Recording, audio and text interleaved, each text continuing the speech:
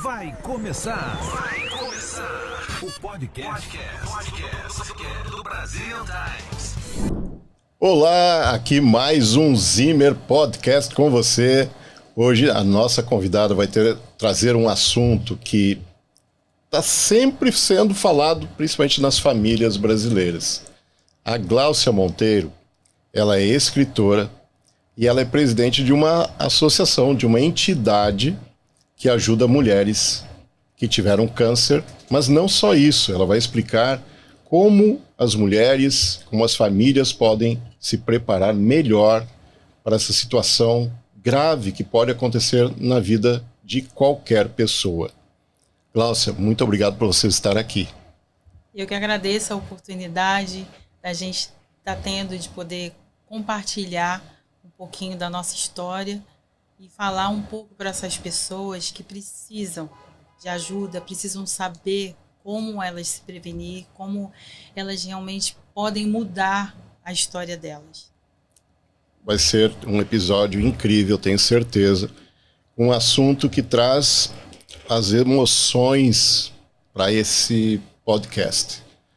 Porque imagino você, sobrevivente de um câncer, graças a Deus está muito bem, voltou à sua vida normal e se entrega muito com conhecimento de causa, porque você passou por isso, e você traz esse conhecimento para que possamos aí espalhar informações para você que está nos acompanhando, para que essas pessoas tenham um preparo maior, porque é algo que pode acontecer com qualquer ser vivo. Correto? Com certeza. E você também é escritora, depois nós vamos falar um pouquinho sobre o teu livro. E você tem uma comunidade de mulheres com câncer. Eu gostaria que você explicasse um pouco por que você trouxe essa entidade para a nossa comunidade brasileira. Aliás, eu vou lá atrás um pouquinho. Vamos conhecer um pouquinho da Gláucia. Depois a gente volta sobre a comunidade de mulheres com câncer. Você vem da onde no Brasil? De que região você é? Eu sou carioca, né? E vim para cá há quase 11 anos atrás, após um divórcio meio conturbado, com os meus 2 filhos e sozinha. Uau. Então, sem conhecer ninguém, sem conhecer nada. E assim foi meu início aqui nos Estados Unidos, né? Um país que eu já amava de coração, mas continuo sendo verde e amarelo de coração.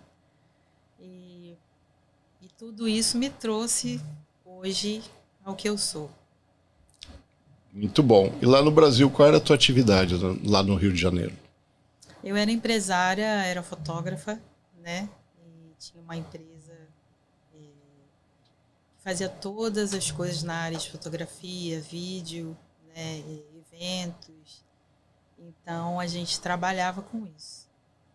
Muito bom. Você chegando aqui, você foi para a Flórida, é isso? Isso, eu fui para a Flórida e comecei lá porque achei que para os meus filhos seria mais interessante, já que a minha filha menor ela não falava português, não falava inglês. Meu filho já tinha uma noção, mas também não era fluente, se defendia. Então eu achei que a Flórida era o melhor lugar para começar, já que eu não conhecia nada, não conhecia ninguém, era o clima, eu sabia que tinham muitos brasileiros. Então eu achei que era o melhor lugar para poder trazer os meus filhos.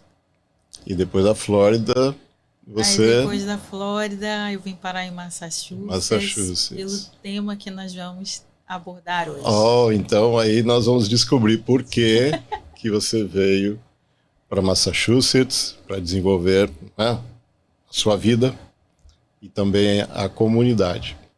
Você chegando aqui, você já foi trabalhando na sua função lá do Brasil ou pegou pesado como a maioria dos brasileiros? Como foi a tua chegada? A verdade é que por a gente chegar com os filhos, fica mais difícil de você fazer uma escolha, porque você tem que colocar comida na mesa, você tem que pagar contas, né? E de repente você não pode escolher. Então eu acho que é uma vertente da maioria dos brasileiros que chegam aqui. Às vezes nem escolhem, são jogados, né, a esse tipo de atividade, porque é o que tem, é o que aparece, e assim, eu como não sou diferente de muitos brasileiros, aconteceu comigo também.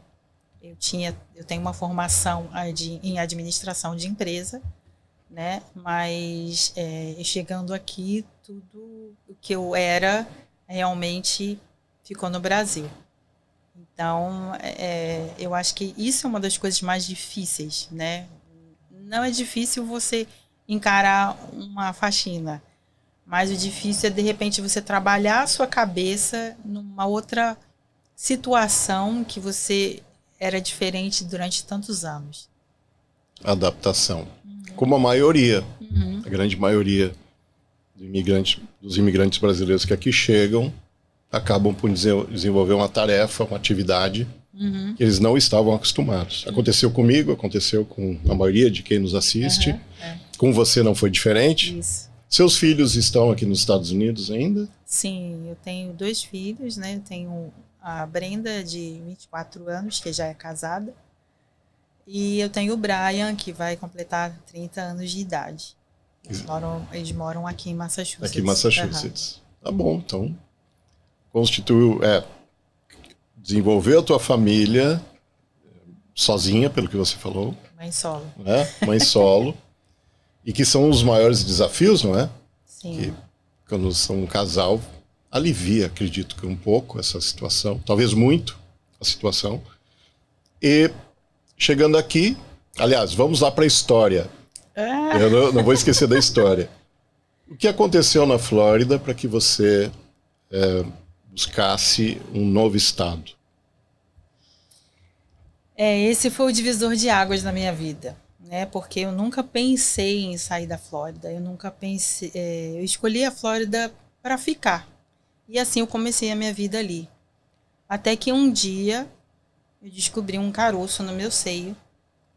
E realmente aquilo ali se desencadeou para ser um câncer, né? Só que nem era um, eu estava com 3. Uau! Então, eu não tinha como, pela minha situação, né, de não ser legal no país na época, Sim. De ter subterfúgios na Flórida para poder me tratar. Então, eu tinha que depender de ONGs para estar fazendo exames, eu tinha que depender de ONGs para poder operar. E isso é muito complicado, porque o câncer, ele dependendo do lugar e da situação, ele é muito rápido. E aí teve um furacão lá na Flórida e eu tive sensação de morte pela primeira vez, embora eu já tivesse passado outros. E aí eu falei assim, gente, vamos embora. Meus filhos, mãe, aqui tem shelter. Eu falei assim, eu sei que tem, mas vamos porque eu vou morrer.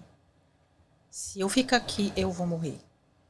E aí entramos dentro do carro, colocamos as coisas dentro do carro, não sabia para onde ia. Eu entrei dentro do carro sem saber para onde ia. Uau! E aí, eu sou muito corajosa, né?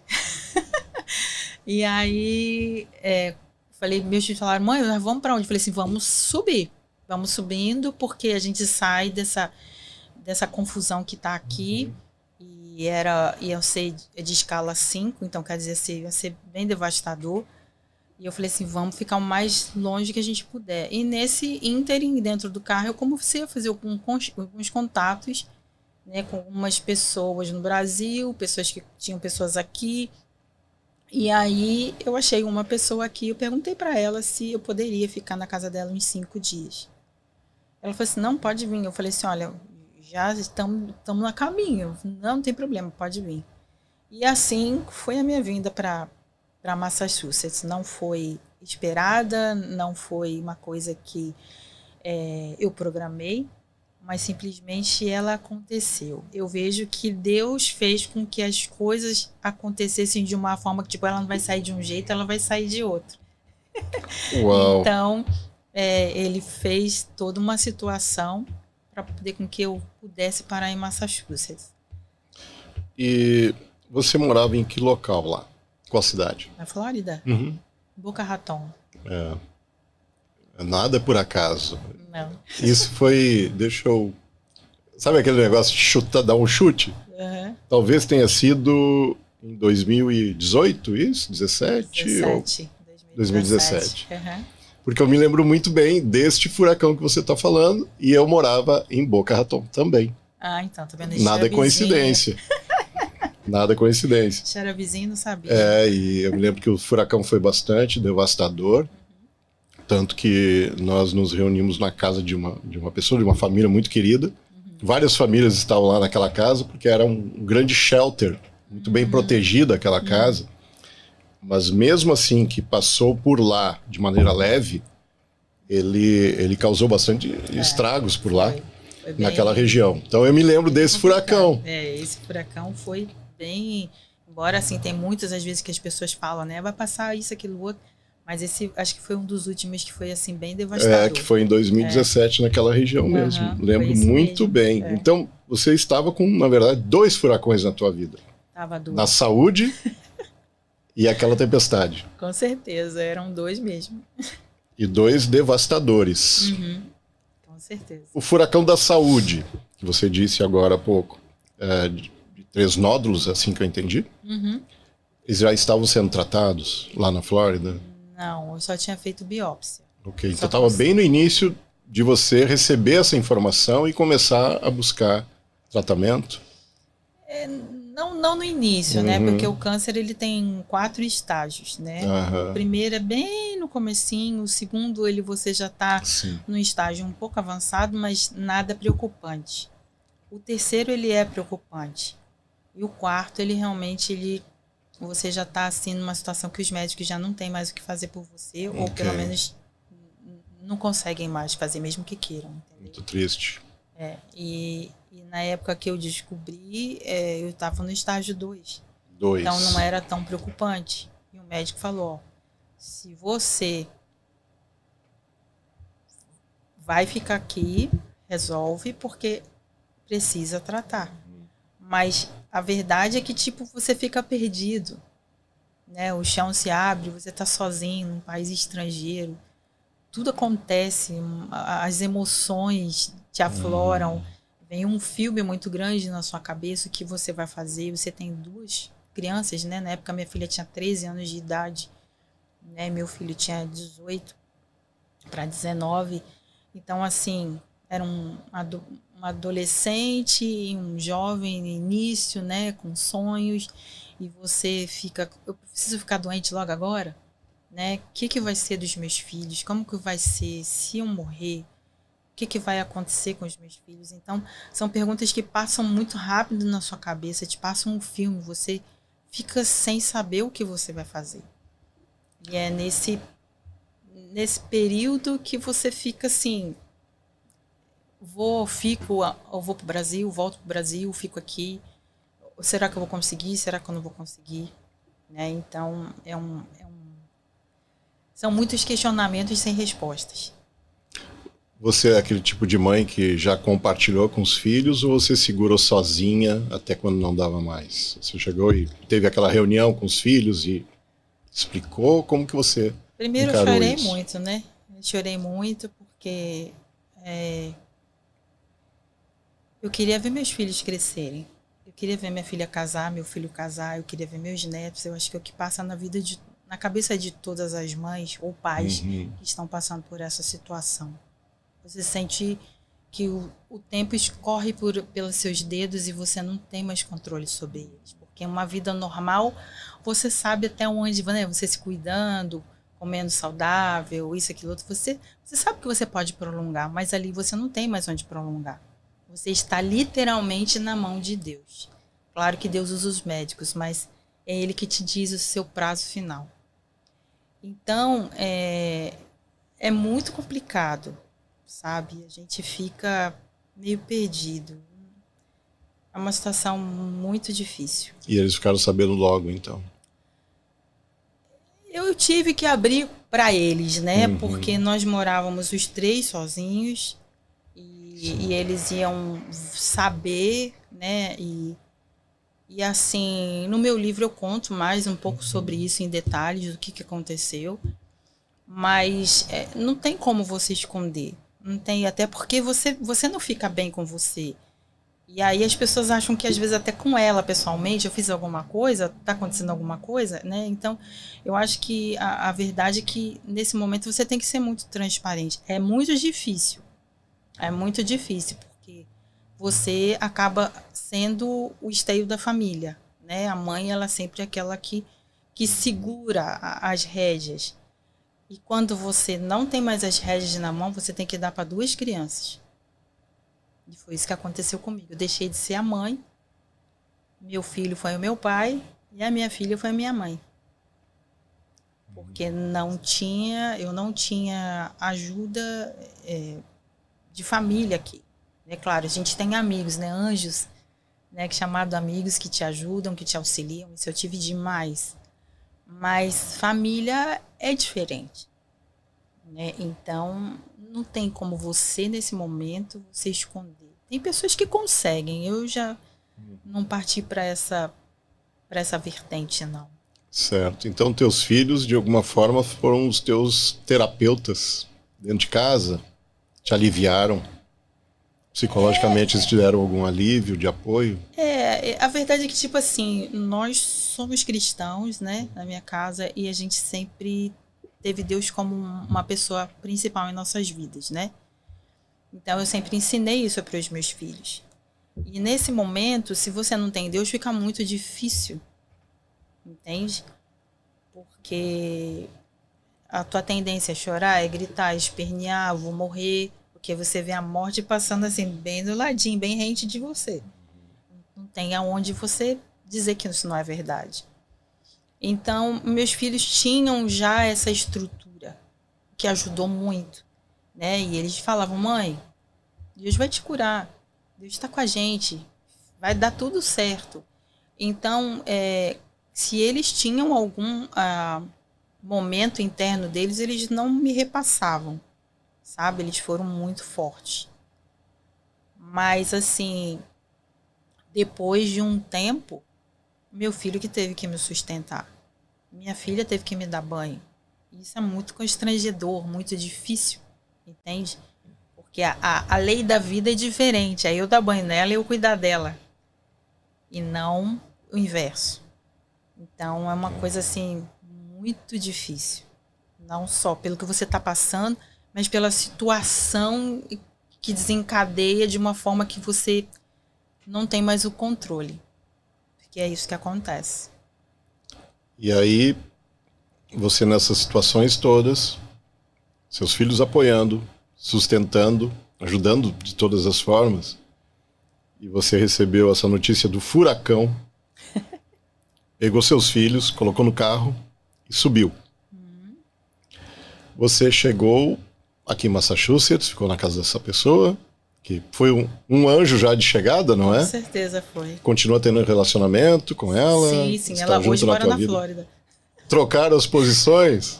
Trocamos as posições. Okay. Eu fiquei aqui e ela hoje mora na Flórida. Ela está lá no livro também. Ok. Então, o anjo recebeu você, teus filhos, ficaram aquele período, imagino. E aqui, como que você já buscou auxílio, aí sim, para o tratamento da doença? Eles foram receptivos aqui? Como foi o apoio para você? Eu já sabia que aqui em Massachusetts existe o Mass Health, né, que ajuda as pessoas, né, e eu já tinha uma referência com relação a isso. Então, quando eu cheguei, a minha primeira vertente foi essa. Se há a possibilidade de eu ter um tratamento, por que não tentar? Sim. Então, eu fui, já tentei, e em 24 horas eu fui aprovada no plano. Coisa que demorava mais ou menos 1 mês, 2 meses. Uau. E aí, mas eu orava tudo eu orava e pedia para Deus, se for para me ficar aqui, que esse plano seja aprovado em menos de 1 semana. E quando eu saí de lá, ela falou assim, já está aprovado, amanhã você pode usar. Então, assim, eu vejo que em todos os mínimos detalhes, Deus cuida da gente, até nisso. Né? E aí, dentro dessa vertente, eu não tinha por que voltar para a Flórida também. Eu fiquei e os meus filhos voltaram. Teus filhos voltaram para lá. Uhum. E você aqui em tratamento, você comentou algo sobre imagino, passa pela cabeça muitas coisas, muitos cenários de vida. Você comentou que teve a vontade de voltar para o Brasil quando você descobriu o câncer. Como seria, imagine você voltando para o Brasil naquela situação, com 2 filhos. E como você falou, você precisava de auxílio aqui para se manter. Imagine você chegando ao Brasil, com os seus 2 filhos, chegando para sua família no Brasil. Como seria essa volta, se fosse dessa forma a escolha? Olha, eu acho que seria muito difícil. Primeiro, porque eu acho que aqui nos Estados Unidos a gente tem uma tecnologia de ponta. As pessoas estão muito mais preparadas para esse tipo, né, de problema. O Brasil, a gente tem que ver que nós temos um problema muito grande na nossa saúde. E pessoas que a gente não sabe se a gente vai poder contar ou não. A gente não sabe se vai conseguir ter o tratamento adequado que a gente realmente necessita, né? Porque o câncer, dependendo do estágio e de como você está, é muito complicado, é muito difícil. Então, são muitos porquês e que a gente fala assim, como teria sido, eu não sei.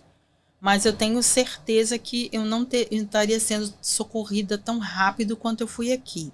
E hoje eu poderia não estar aqui conversando com você. Então, infelizmente, o nosso país é muito complicado na área da saúde, todos nós sabemos. E eu sei de casos, através da comunidade, de pessoas que estão lá e que têm o tratamento feito de forma esporádica. Não é uma coisa constante como é feito aqui. E isso, às vezes, a gente perde a pessoa. Porque a gente não sabe como que deveria ter sido feito o tratamento antes, mas isso é muito complicado.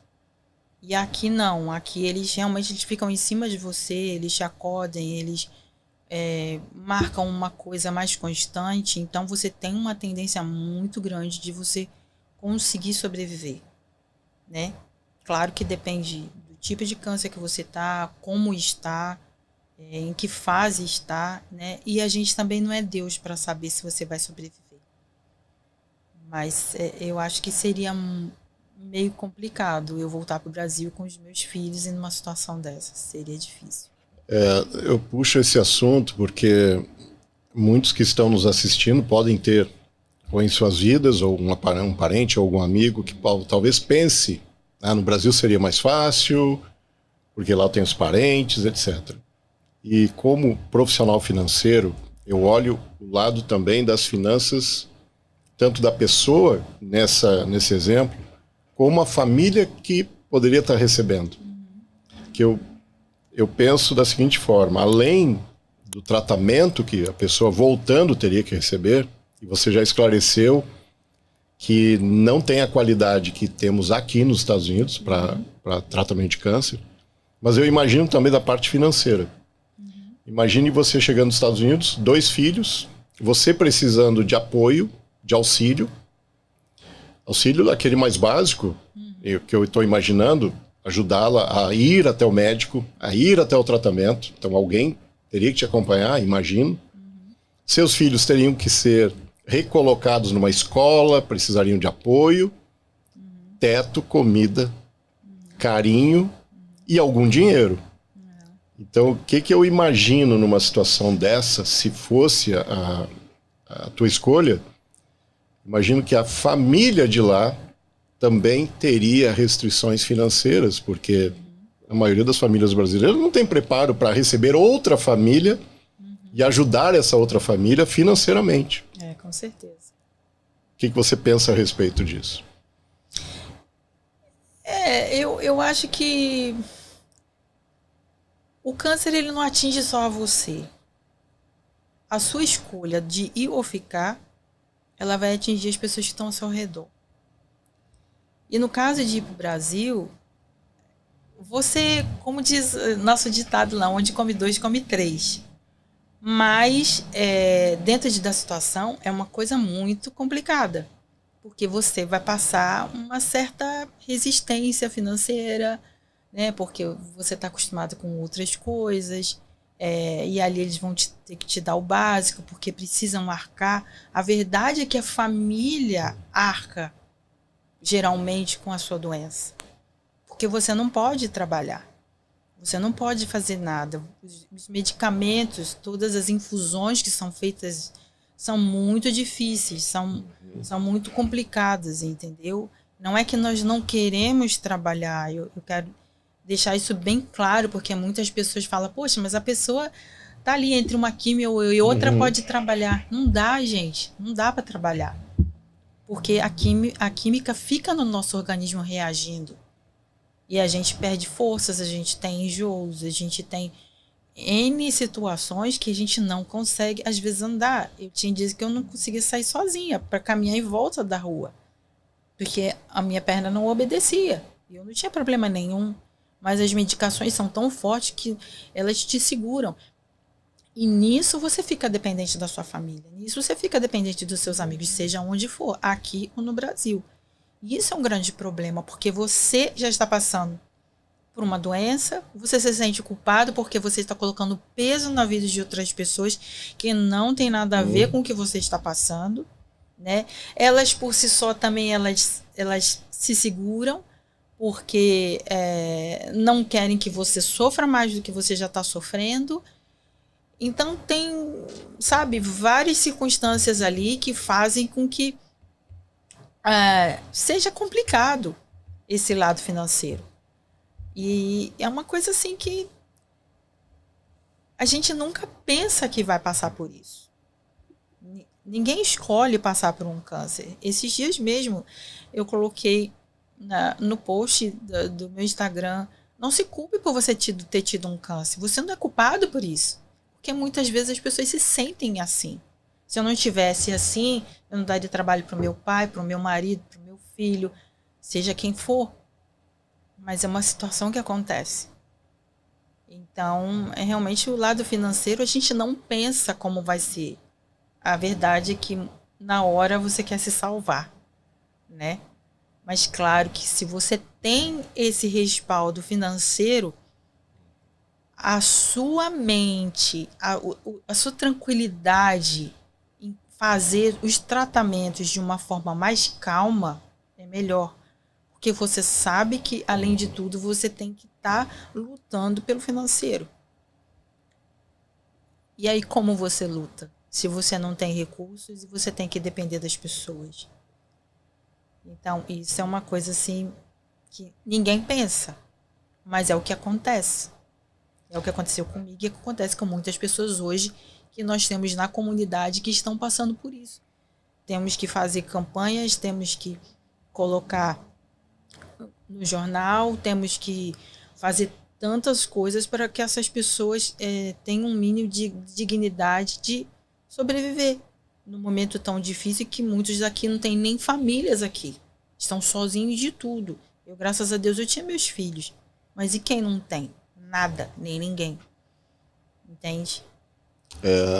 São situações bem pesadas, acredito que todos os aspectos, onde o emocional, ele realmente prende até a cura. Se a pessoa, por exemplo, não tem condição financeira, isso é mais uma carga psicológica em cima daquela pessoa que já está sofrendo.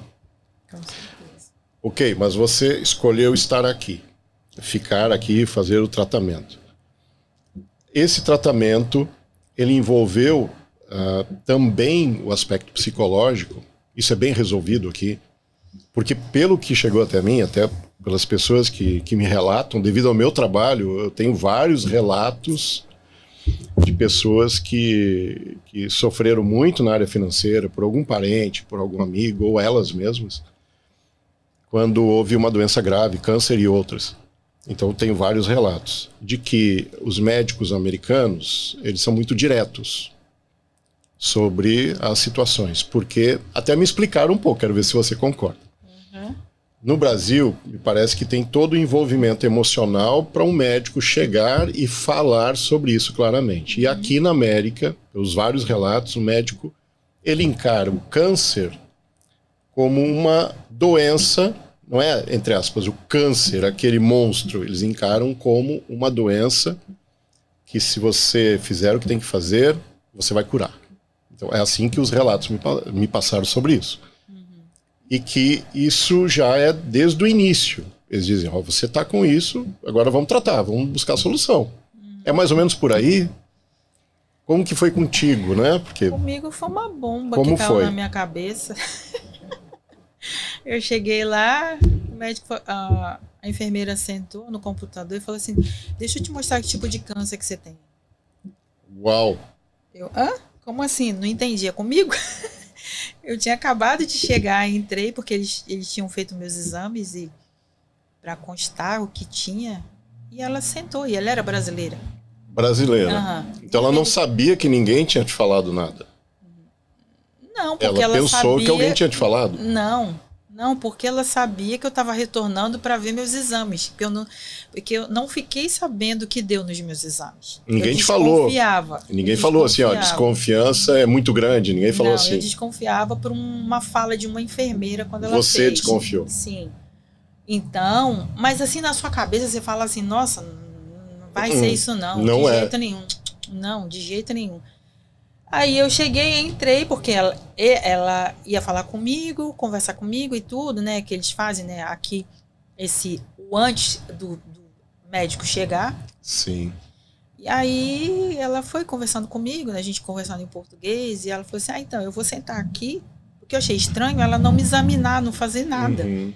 Aí ela já chegou, falou aí comigo, sentou no computador e começou a puxar os tipos de estágios que tinham câncer, que ela queria me mostrar. Eu, oi? Como assim? Eu tô com câncer? Ela você tá com câncer, a gente vai precisar tratar. Desse jeito. Simples assim. E eu fui sozinha, eu e Deus. Até porque você não achou que não tinha nada, para que vai levar alguém, né? Aí logo depois chega o médico, abre a porta, oi, tudo bem? Então, você tá com câncer, se você não resolver, você tem que ir embora ou fica aqui, o que você vai querer fazer? Porque o seu câncer é bem difícil. Meu Deus. Aí, aquilo foi uma bomba, né, na minha cabeça, assim. E o que você fala é uma realidade. No Brasil, eu não sei porque eu não recebi o diagnóstico lá, então eu não posso falar. Mas eu creio que é uma coisa cultural. Porque nós brasileiros, a gente é mais, né, faz assim, né? A gente vê por aqui, né? As pessoas, os brasileiros que não estão aqui há muito tempo, eles são pessoas mais frias, eles são pessoas diferentes dos nossos de lá. A gente sente. E até por ter muito contato com o americano, é cultural. Não estou dizendo que o americano, eles são má pessoa, mas culturalmente, eles não são tão amorosos, são tão envolventes quanto nós brasileiros. Então, eu não tenho respaldo para falar sobre isso no Brasil. Sim. Mas aqui, realmente, eles são assim. E tipo assim, vamos fazer, o que vai fazer? Eles são práticos, entende? Mas pra gente é muito complicado você receber uma notícia dessa. Por você sentado, dá uma aguinha, né? Começa a conversar, então, fulano subiu no telhado, sabe? Podia ser algo bem melhor conta-gotas, conduzido. Né? E até porque, minha surpresa agora, eu vi que foi uma brasileira. Que eu fiquei sabendo de relatos de americanos, médicos, dizem, não, você está com isso, vão tratar, a solução está por aqui. Enfermeira brasileira. Enfermeira brasileira. E aí aquela bomba atômica chegou na tua vida. Chegou, explodiu e você fica assim, né?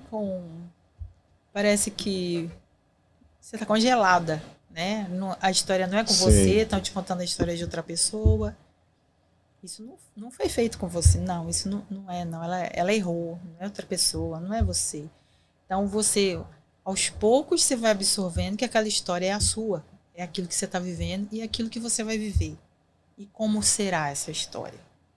Como acabará essa história? Como desenrolará essa história? Uau!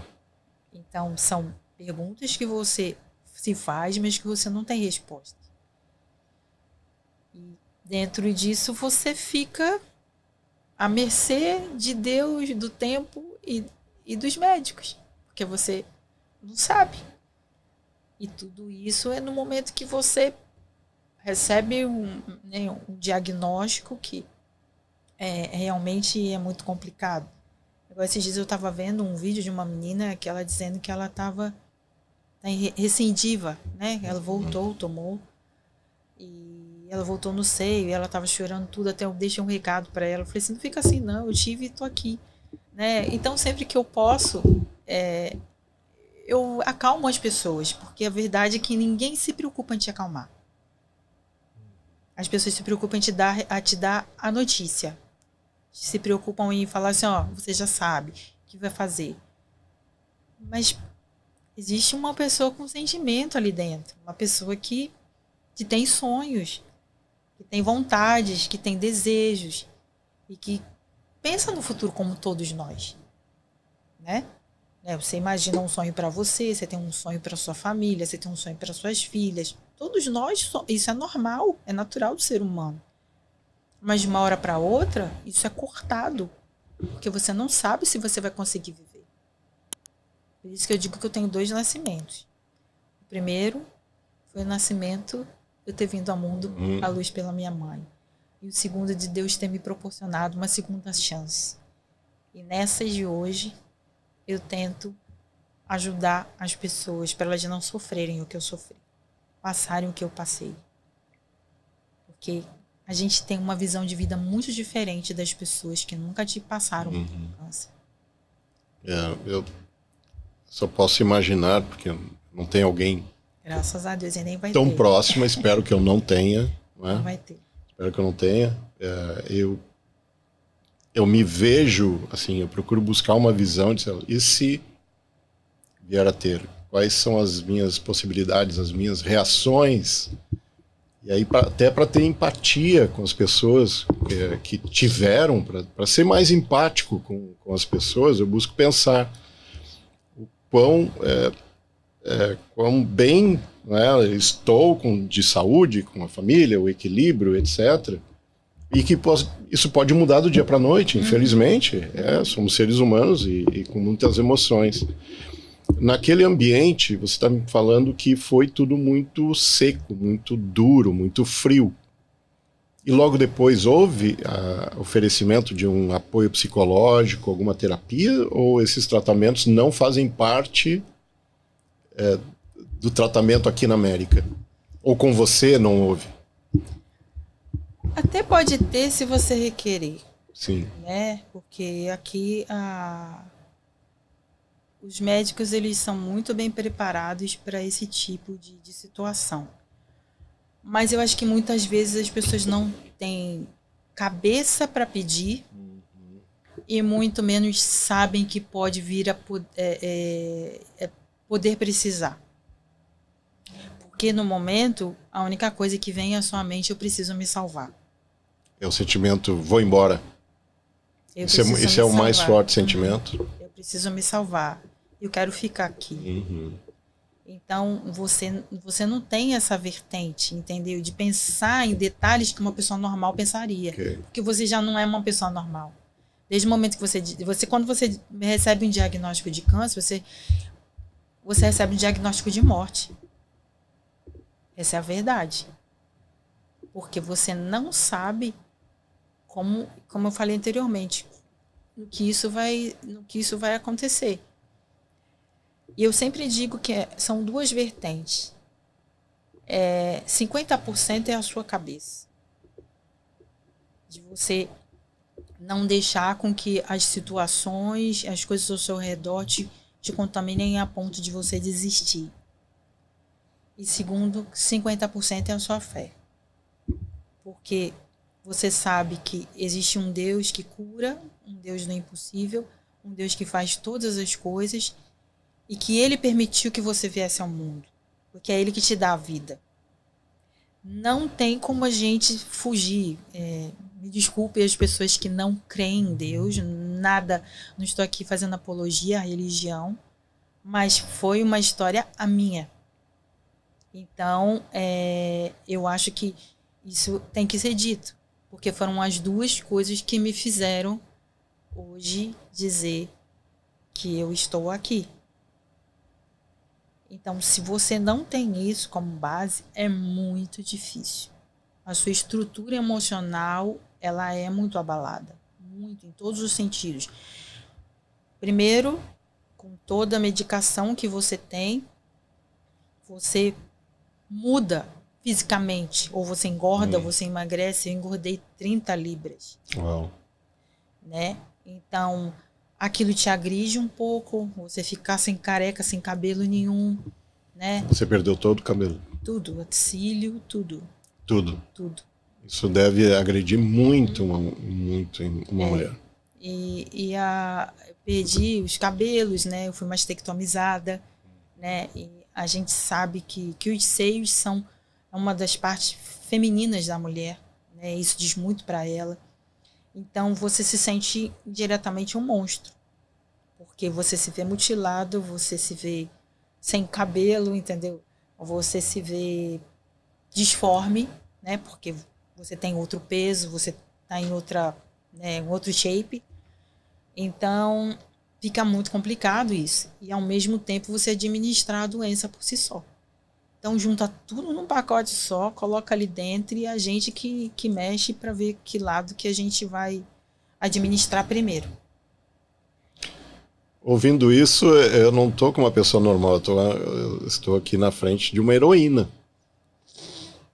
Parabéns pela coragem de enfrentar tudo isso. E tantas milhares, milhões de pessoas que têm essa doença, realmente é incrível a sua luta, suas vitórias e sua disposição de vir a público, falar da tua história, porque isso pode, acredito, e vai ajudar muitas pessoas que estão recebendo a informação e que também não sabem como devem proceder a respeito de algo tão difícil de lidar e que tem tratamento, que tem cura e que tem hoje a tecnologia à nossa disposição, não é? É claro que se está num país de primeiro mundo, as chances são muito maiores, imagino.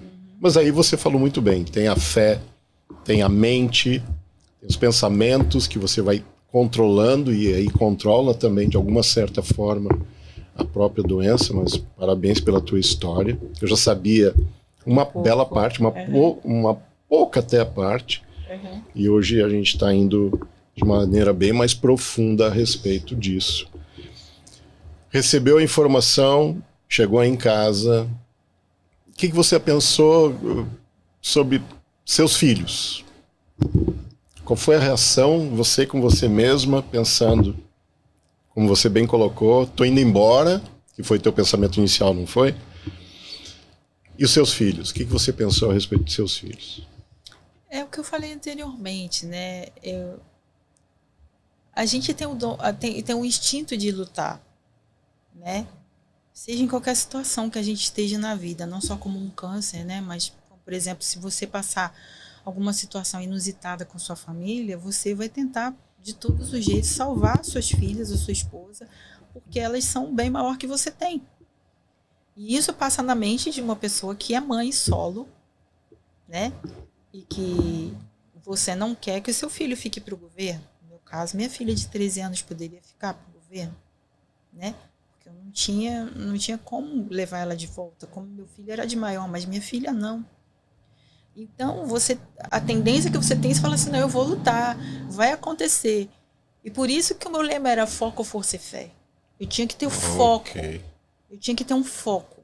O meu foco eram os meus filhos, era a minha vida. A força que eu tinha que vir de onde eu menos esperava, de dentro de mim. Porque ninguém podia me dar essa força. E a fé era uma coisa que vinha de alto, que me consolava, que me fazia caminhar e que me fazia crer que existia alguma coisa além da doença. Eu sabia que eu ia passar alguma coisa, mas quando as pessoas me ligavam para falar comigo, chorando, e eu falei, gente, por que vocês estão chorando tanto? As pessoas quase que despedindo de mim. Oi, mãe, eu não tô me despedindo de mim. Eu não tô despedindo de mim e você tá se despedindo de mim. Eu lembro até um fato que aconteceu. Uma prima minha no Brasil, ela ligou pra mim. Há muito tempo ela não falava comigo. E ela falou assim, como que você tá? Você tirou o seio, né? Eu falei assim, não, eu me tirei. E aí, como que você tá? Vai tirar o outro também, né? Aquela curiosidade. Eu falei assim, não, que eu saiba, não, e tudo, né? Eu tenho que ficar bonita pra me casar de novo, né? Eu sou divorciada. Ela, você vai casar? Você já tem namorado? Eu falei, não, eu não tenho namorado. Mas você vai casar? Eu falei, sim, vou casar e você ainda vai vir no meu casamento. A pergunta dela era tipo assim, você tá morrendo, você tá moribunda, ainda tá pensando em constituir família, entendeu? Ela que tava com esse pensamento porque eu não tava. Meu foco era continuar a viver, meu foco era fazer planos para o futuro, por mais que o diagnóstico tivesse me parado. Ele me parou, eu não me parei. Isso é uma das coisas que hoje eu luto muito dentro da comunidade. A gente está aqui para te ajudar. A gente está aqui para te dar a mão. Porque tem pessoas que querem parar, que não sabem como ir, não sabem como caminhar, não sabem como chegar do outro lado do túnel. Porque a verdade é que é um túnel. Você entrou, né? Tá um sol do lado de cá, você entrou, tá escuro. Você vê no finalzinho lá, né? Quando você tá chegando lá, você vê uma luzinha. Mas você não vê tudo que você tá lá no início. Então, é como se fosse uma transição. Se você vai chegar e ver a outra luz, depende muito de você também. E hoje tudo que eu posso fazer é pegar na mão e falar, vamos que eu tô aqui. Eu te ajudo também. E nesse período que eu estava doente, eu ajudei uma pessoa que estava passando por um problema assim também. Ela me achou na internet, não sei como. Eu estava no final do meu tratamento e ela estava no início. E o marido, ela tinha tirado os 2 seios e o marido dela estava chamando ela com nomes horríveis, sabe? Denegrindo a aparência dela. Foi uma coisa assim bem difícil. Nós passamos muito tempo conversando assim. Ela, quando queria, ela ligava para mim, eu ligava para ela. E hoje, graças a Deus, ela está curada, né? Se separou dessa pessoa tóxica, né? Porque para mim uma pessoa dessa não pode ser chamada de pessoa, para não ter a sensibilidade de respeitar uma mulher no momento que ela está passando, que é muito difícil. E hoje eu lembro muito bem desse caso porque me marcou muito. Eu estava sem forças, eu estava acabando de sair do túnel. A minha luzinha estava começando a aparecer. E eu ainda tive que pegar a mão e falar assim, não, vamos comigo que eu vou te puxar junto. Né? Então você tem que ter forças não só para você, mas para outras pessoas também. E isso você não sabe como você tem. Né? Você sabe que Deus te dá. Porque você por si só, você não consegue fazer isso. Você não consegue remar sozinha. Mas se você tiver alguém para dar uma mão e vamos remar junto, pode conseguir sim. Imagino que até o fato de você ajudar alguém te ajudou a ter mais motivação de alguma forma para você superar. Parabéns. E o que eu vejo também muito, que eu já tenho falado contigo, nesses momentos, exatamente porque é da minha carreira, é da minha profissão, a área financeira. O que aconteceu sabendo disso naquele momento? E você colocou antes que é muito difícil você ficar trabalhando, tendo que se tratar, ou seja, o dinheiro de alguma forma, imagino que diminuiu, e você tendo ainda que cuidar dos seus filhos. Como que você deu conta disso? Ajuda, imagino que houve algum tipo de ajuda, depois nós vamos falar também do que você pensa em termos de prevenção financeira para momentos desse. Mas como é que foi a condução disso? Bom, quando eu cheguei aqui, eu tive que largar meu emprego na Flórida, né? Eu já tinha começado a fazer um schedule lá. tive que largar de uma hora para outra. E vim com $60 só para recomeçar tudo de novo, porque a gente acaba recomeçando tudo do zero. E eu precisava ir para quimioterapia, radioterapia, cirurgia, mas eu não tinha como. Não era só o lado de comer.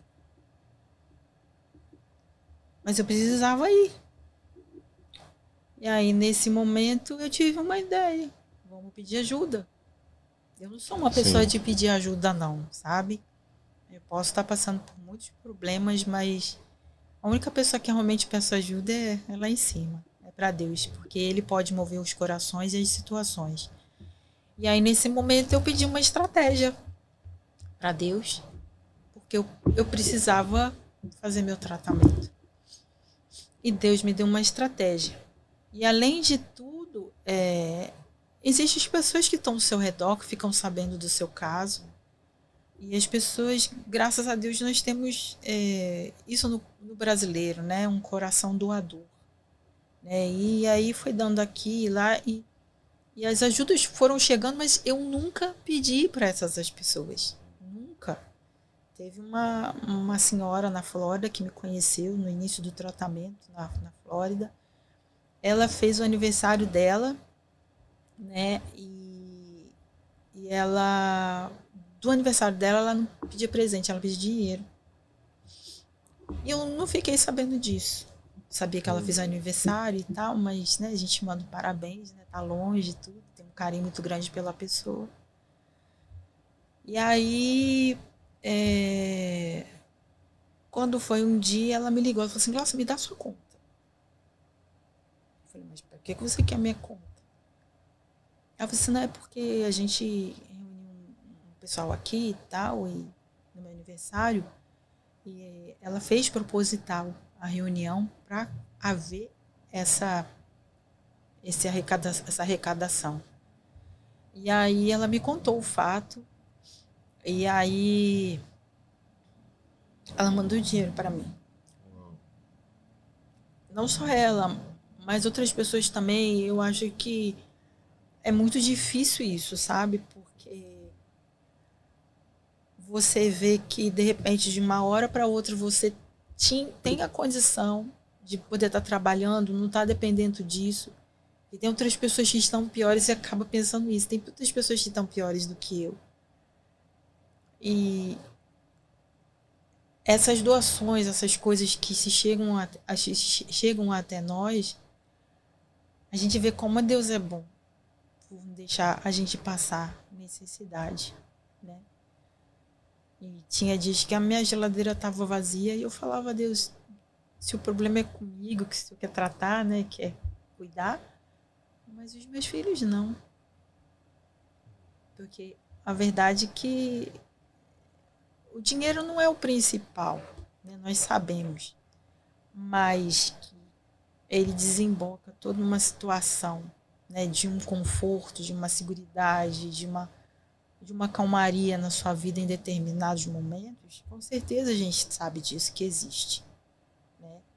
E eu, infelizmente, eu não tinha essa mente, né, de que eu iria passar por isso. Ninguém espera passar por isso. Ninguém nasce com a estrela na testa dizendo: então, você está fadado a um câncer, então você se previna, você faça um seguro, faça isso, aquilo, outro, para você realmente lá na frente não ter que ficar dependendo dos outros ou ao mesmo tempo situações dificultosas, entendeu? Então é mais ou menos nessa vertente. Uau! É pesado em todos os aspectos o que acontece quando vem algo desse nível na vida. E exatamente porque a gente fala de prevenção, eu trabalhando com educação financeira, nesse aspecto de doenças, de acidentes e situações que tiram a pessoa da normalidade, como você muito bem colocou anteriormente, de você mudou, você não é a mesma mulher que era antes. várias coisas mudaram. Você falou da tua saúde, teu aspecto físico, psicológico, teu coração. Eu imagino várias coisas mexeram em você. E dentro da minha profissão, nós temos divulgado muito, você sabe disso, você já conhece o nosso trabalho. Nós temos divulgado o quão importante seria se as pessoas tivessem recebido informação de como se prevenir financeiramente. Aí você tinha me falado que o desconhecimento levou, na sua própria vida, a não ter prevenção financeira para essas situações. A pergunta é, eu gostaria que você fosse bem lá no fundo mesmo, pensasse a respeito. Como seria a sua vida? A doença apareceu, imagina, a doença apareceu, de qualquer forma apareceu. Mas se naquele momento que apareceu a doença, que você passou por tudo isso, se você tivesse esse conhecimento antes da doença e tivesse, por exemplo, uma proteção de um seguro em vida que te trouxesse muitos milhares de dólares quando você mais precisou. Hoje, aqui nos Estados Unidos, não tem nos outros países, no Brasil também tem, só que no Brasil, pelos nossos estudos, é 3, 4 vezes mais caro você ter uma proteção em vida do que nos Estados Unidos. Mas aqui existem proteções, inclusive para câncer e outras situações graves de saúde, acidentes, que trazem um volume muito grande de dinheiro. Inclusive um amigo meu recebeu $1 milhão em vida. Então nós estamos falando de volumes muito grandes, dependendo do caso, dependendo de cada situação, mas são volumes expressivos. Agora imagina no seu caso, de você estar nessa situação e entrar um volume muito grande de dinheiro. Como você teria reagido? Porque esse teu exemplo pode ser o disparador para quem nos assiste de procurar informações. Porque, como a gente tem falado, e esse podcast, exatamente esse episódio, é para despertar algo que pode acontecer com todos nós. Qualquer pessoa que está aqui poderá vir a ter ou um familiar ou um amigo. E nós sabemos que proteções financeiras são extremamente acessíveis. Extremamente acessíveis. E você tinha me colocado antes de começarmos o episódio, de que nós no Brasil, os brasileiros, em geral as pessoas, não têm a cultura da prevenção, a cultura da proteção. Mas eu vou voltar aqui nesse ponto. Como teria sido a sua vida com seus filhos, com milhares de dólares à disposição na sua conta bancária? Jaime, eu só lamento não ter te conhecido antes. Porque não só você, como outras pessoas, né, que estão a par desse plano, ou se na época sabiam, nunca divulgaram, ou ao meu redor eu nunca tinha ouvido falar. Eu acho que tudo que é preventivo, embora seja uma coisa que não faz parte da nossa cultura, é uma coisa muito interessante. Por quê? Isso não envolve só você. No meu caso, seria extremamente benéfico, porque eu tinha 2 filhos comigo. Eu poderia passar todo o meu tratamento de uma forma psicológica mais leve, estar numa seguridade melhor, entendeu? Em termos de tudo ao meu redor, sabendo que os meus filhos estavam bem, sabendo que meus filhos estavam amparados em todo o processo que eu deveria passar, que é um processo longo. Então, eu acho que eu só lamento não ter te conhecido, nem ser sabido desse plano, né? E hoje é uma das coisas que a gente faz na comunidade. Por isso eu agradeço a Deus por ter me apresentado você, porque hoje eu posso apresentar a você as pessoas que passam na comunidade, porque elas têm hoje essa informação, acesso a esse profissional brilhante que ama o que faz. A gente vê emoção nos seus olhos, a gente vê quando você fala um amor, não só pelo lado financeiro para você, mas de você saber que você está lidando com pessoas e você está prevenindo elas, dando a elas uma oportunidade de vida diferente. E eu fico muito feliz por ter conhecido você e ter entendido o plano dessa forma hoje. Mas, infelizmente, não foi o meu caso. E eu vim aqui hoje falar com as pessoas. Se elas têm essa possibilidade, se elas ficarem vendo esse podcast, se elas tiverem essa opção e conseguirem, façam. Porque mesmo que você não esteja passando por um câncer ou por uma outra situação de doença, mas aqui nos Estados Unidos é cruel, é difícil. Por isso que muitas pessoas hoje pedem o GoFundMe, fica pedindo misericórdia, porque precisam comer, precisam pagar um aluguel. Tem a sua família, envolve N situações. Então, o meu objetivo hoje é dizer para essas pessoas, eu passei, mas eu não sabia.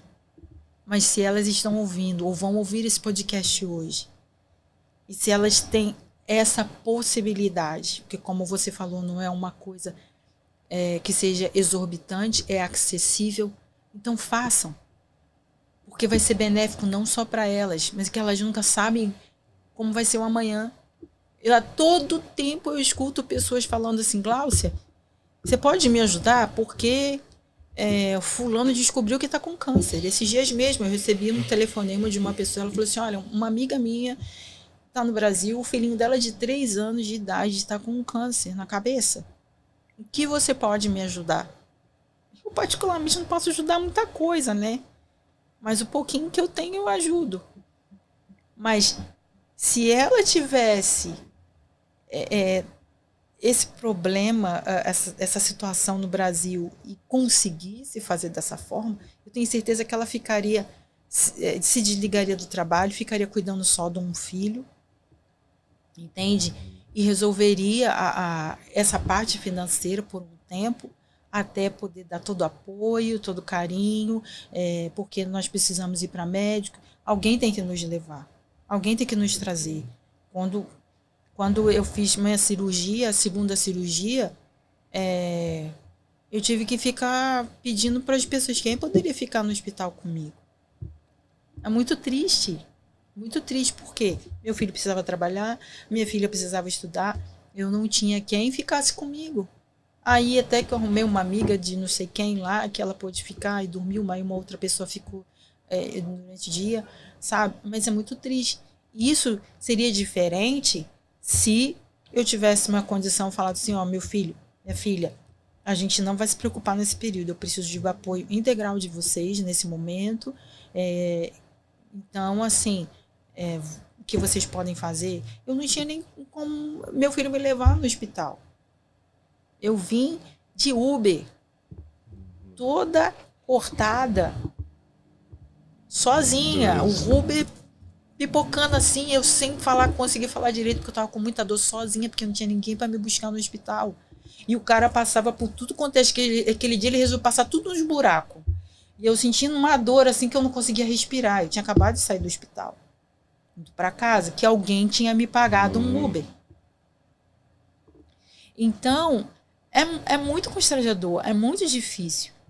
E nesse momento, o que você mais precisa é de um apoio emocional. E se você tem um outro apoio financeiro, você tem uma capacidade das pessoas se desprenderem daquela parte para poder te ajudar no momento que você está precisando. Então, assim, hoje eu só lamento, né? Eu já estou em remissiva ainda, não tenho como fazer o plano. Mas assim que eu receber uma alta total, vai ser a minha primeira coisa. É o que eu mais quero fazer. Porque eu quero me prevenir de alguma coisa futura. Porque hoje eu sei, hoje eu tenho conhecimento. Às vezes a gente não faz por não ter conhecimento. E hoje a gente está dando essa oportunidade. Você como profissional da área e eu como uma pessoa que passou por uma situação muito difícil e que sentiu em todos os momentos como é ficar sem o lado financeiro e o que realmente a pessoa precisa. É muito difícil, é complicado, a gente dá um jeito, dá, mas é muito difícil. Então, hoje eu só lamento. Você falando, eu fiquei imaginando, nós trabalhamos com educação financeira, e o que nós estamos falando aqui é de algo para esclarecer e trazer luz sobre algo que existe, está à disposição, e é extremamente acessível, como eu falei. Eu estava te falando antes que hoje qualquer pessoa vai num restaurante brasileiro ou pede comida em casa, e muitas vezes uma proteção de milhares e milhares de dólares custa menos do que um prato de comida, literalmente falando. Às vezes, uma família é coberta e prevenida financeiramente com valores de menos de 2 pizzas, às vezes uma pizza, pedindo uma. Então, a gente está falando de coisas realmente muito acessíveis. Mas na educação financeira que nós constantemente entregamos, até gratuitamente, senão você vai pensar aí que eu estou vendendo meu trabalho aqui, não, eu entrego gratuitamente. E em várias conversas já apareceu algo que eu tenho que me segurar psicologicamente ali, levar na boa. Tem pessoas que externam, que falam, não me preocupo com prevenção, com nada disso, seguro em vida, essas coisas, seguro de vida, porque eu estou muito bem de saúde, não vou ter nada, Deus me protege. Eu digo, pô, que bom, Deus busca proteger mesmo. Só que você falou em termos invisíveis, não vou dizer de religião, mas sempre que eu escuto isso eu digo, poxa, mas nós temos a nossa responsabilidade como seres humanos, como cidadãos, de nos cuidarmos, nós termos as proteções que estão por aqui, e pessoas falando que não vão ter doença. Poxa, como é que elas podem afirmar de uma maneira tão categórica? E alguns brincam, não, eu também não vou morrer, então não vou ter doença, não vou ter nada. Agora, aí eu entro com, às vezes, também falando, ok, tá bom, mas e seus filhos, a sua esposa, seu esposo? E mesmo assim não os motiva a buscar proteção. Ou comigo, ou com qualquer outro profissional. Aqui eu estou falando existem essas proteções. Que é para isso que a gente está aqui falando, dizendo, poxa, tem proteções espirituais, proteções de vários tipos, existem as proteções financeiras também. Então é algo que a gente está aqui mexendo num abelheiro, como diz no Brasil, botando a mão ali, botando o dedo naquele abelheiro, para que isso venha a público, as pessoas possam, que você possa espalhar esse podcast, esse episódio, para motivar as pessoas a se prepararem. Se você está ouvindo aqui, te motivou alguma coisa, coloca para fora, nos ajuda a divulgar, até porque a maioria das pessoas não tem nem o básico, não tem nem a proteção de algum dinheiro guardado para essas situações. Então, eu respeito. Se a pessoa diz, não, eu não vou ficar doente, não vou ter problema. Mas pode acontecer coisas sérias de outras formas na família. Então eu digo, o que você acha de guardar um pouco do teu dinheiro como reserva? Deixa uma reserva ali. Não, tá tudo aqui, tá tudo ali, espalhado aqui, espalhado ali. Eu digo, poxa, ok, é um direito seu. Eu não posso fazer mais nada. Mas eu sempre indico que possamos ter mais educação financeira nas famílias, mais reservas. Se a pessoa encarar realmente que isso é importante, que ela tenha as proteções financeiras que hoje existem, para que realmente nós tenhamos mais pessoas protegidas no momento que mais precisam e que a dor não seja na área financeira. Pode vir a dor da doença, a dor de um acidente, situações que acontecem, porque sempre vai acontecer. Você concorda comigo, amigo? O que a gente mais sabe quando já tem alguma certa idade, né, passou dos 20, 30 anos, a gente já descobre uma coisa, que a vida é de altos e baixos. Concorda? Tem altos e baixos. Se está tudo bem na sua vida, é aquele momento que você tem que se preparar, porque vai vir algum momento de baixa. Se você está lá no baixo, você ter fé, você falou, foco, força e fé, porque você vai passar por esse problema e você vai se resolver. Desde que você tenha essa força, tenha esse foco, tenha essa fé, você vai passar por isso. Então, quem está aqui nos assistindo, você tendo esses 3 pontos, você passa por qualquer situação. Só que a prevenção tem que ser no momento que você está bem. Porque no momento que você está mal, Não adianta mais. não adianta mais, porque é negócio. As empresas que protegem vão te proteger quando você está bem. O melhor momento para você pegar dinheiro no banco é quando você está bem. Você paga menos juros, é mais fácil, é mais rápido. Agora, quando você está mal financeiramente, tudo vai custar mais caro e talvez você nem consiga dinheiro quando você mais precisa. Então é assim, injusto ou justo, aqui a gente não está para julgar, mas o mundo funciona dessa forma. E aí vamos falar aqui sobre a comunidade As Mulheres com Câncer. Foi criada há quanto tempo essa comunidade, amiga? Essa comunidade foi criada em outubro do ano passado. Então é jovem. É jovem, né? Novinha. Vai fazer um aninho agora esse ano. Ela não é específica só para mulheres, né? Nós temos homens. Eu sei, que agora eu sou voluntário, participando de alguma forma e apoiando, né? Não, nós temos pacientes homens. E tem pacientes homens. Pacientes Aliás, homens. esse é um ponto interessante, porque os homens pensam que são... Eles normalmente que falam, não vou morrer, não vou ficar doente. É a grande maioria. Eles pensam que realmente não vai acontecer nada. Eu acho que assim, o câncer ele não tem idade, ele não tem fronteira, ele não tem religião, ele não tem cor, ele não tem nada. Ele simplesmente acontece. E o que eu vejo hoje em dia é que as pessoas têm uma vertente muito grande para câncer de mama e de próstata. Sim. Mas não tem só esse tipo de câncer. Existem muitos tipos de câncer que não são falados, que você não tem um apoio, que você não tem informação. Então, a minha ideia inicial foi ajudar as pessoas. Eu não sabia como, né? Eu relutei um pouco para fazer a comunidade, porque eu teria que expor muito a minha vida, eu teria que me expor muito, e realmente é muito difícil falar certas coisas, certos momentos, relembrar certas coisas, né? Mas eu falei assim, eu preciso vencer isso e tentar ajudar como eu fazia quando eu estava doente.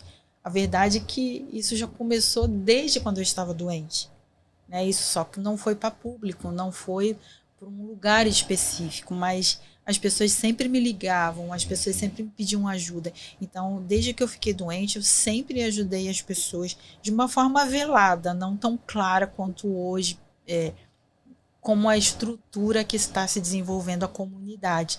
Porque eu achei assim, eu posso aumentar isso de uma forma que outras pessoas possam ser beneficiadas se elas conhecerem, né? Porque você estando nos bastidores, fica muito difícil as pessoas saberem que você pode ajudar e como pode ajudar, né? Então, inicialmente foi isso. A comunidade começou, eu estava doente, né? O Foco Força e Fé começou quando eu estava doente. A ajuda começou quando eu estava doente. E aí, o ano passado, quando eu fiquei desempregada e eu falei assim, eu quero fazer alguma coisa útil para poder ocupar minha cabeça, porque eu acho que eu preciso fazer alguma coisa para alguém.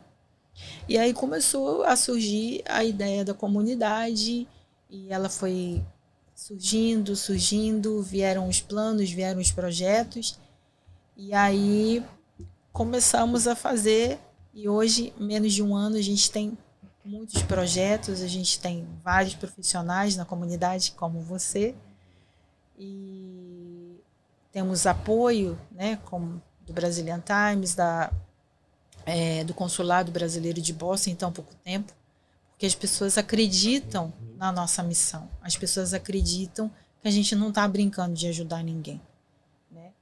Então, a comunidade ela surgiu dessa forma, ela está desempenhando, acho que um papel mínimo ainda do que eu quero que ela desempenhe, porque eu quero ajudar muitas pessoas, e eu sempre vi que as pessoas sempre ajudavam a esses dois tipos de câncer. E eu falei assim, não, a gente tem que ter um lugar onde seja um reduto das pessoas que estão com esse problema. Então, ela não tem específico que é mulher, ou é homem, ou é criança, não. Quem chegar, a gente abraça.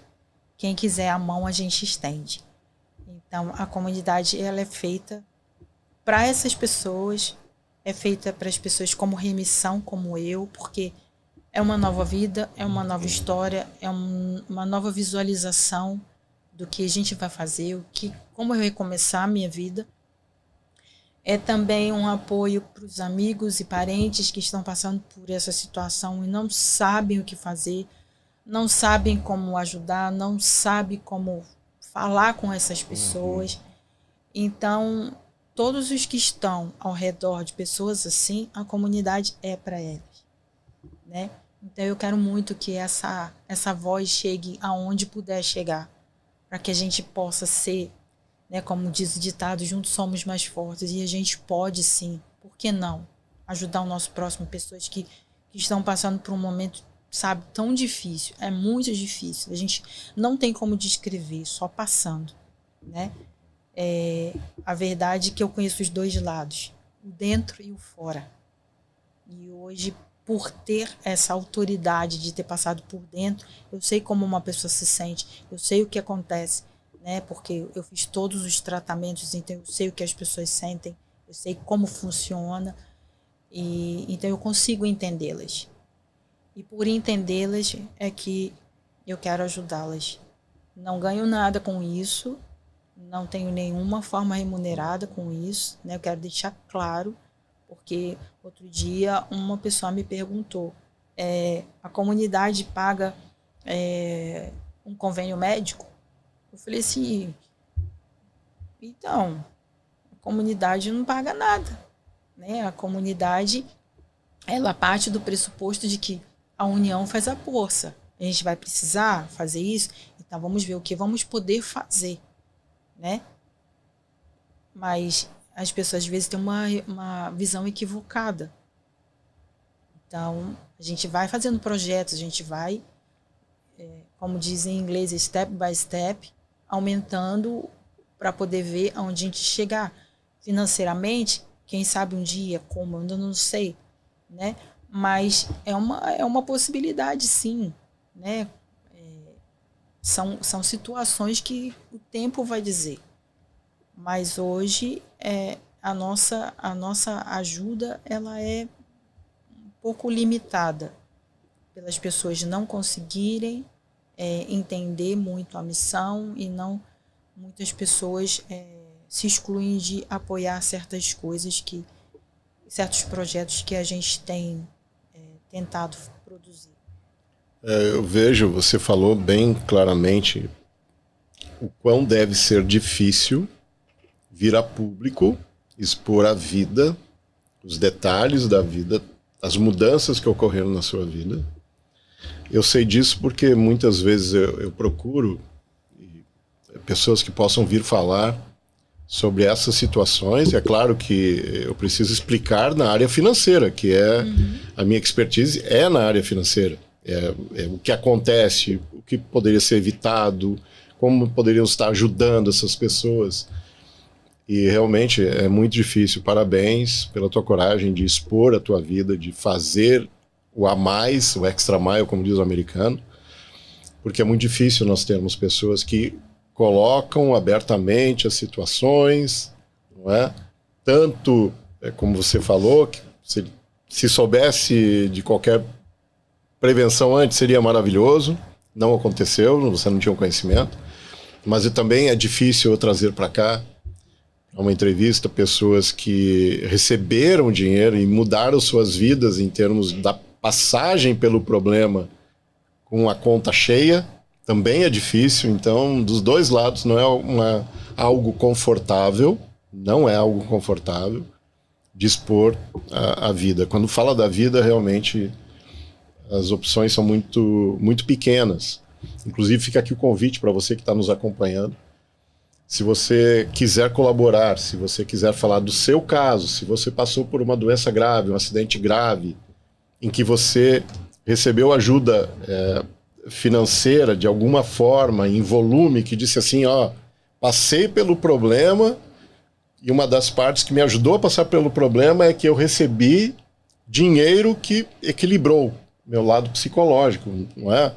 Você tratou a doença, resolveu a questão com a doença, sua saúde voltou mas você não sofreu financeiramente. Se você conhece alguém, por favor, nos deixe saber, porque será muito importante, muito interessante saber do caso específico sobre como passar por situações difíceis com dinheiro em caixa, comparado a passar por situações difíceis sem dinheiro.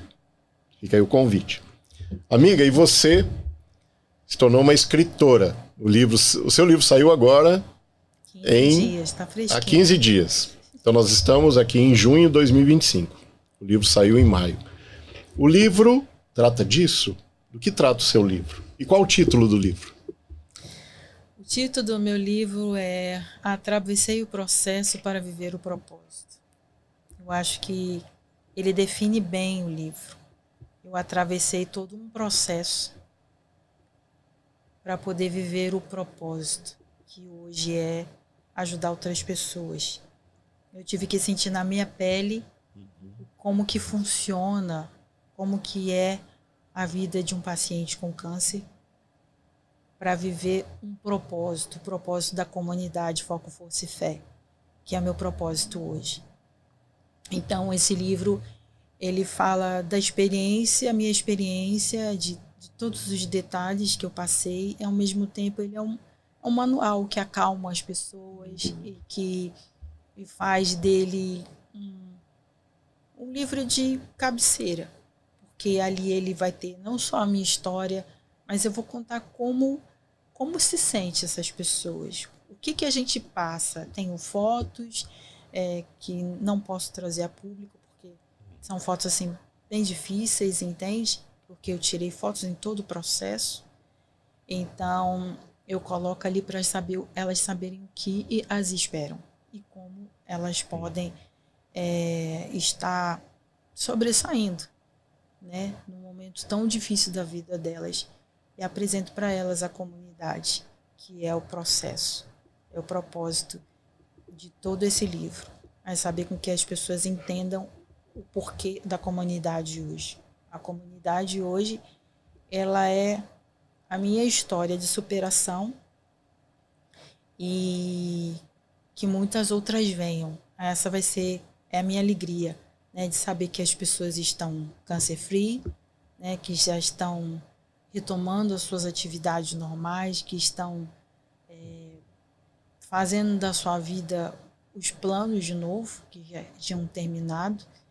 Então, hoje é a nossa maior alegria saber de notícias assim, né? E o livro, ele trata dessa forma.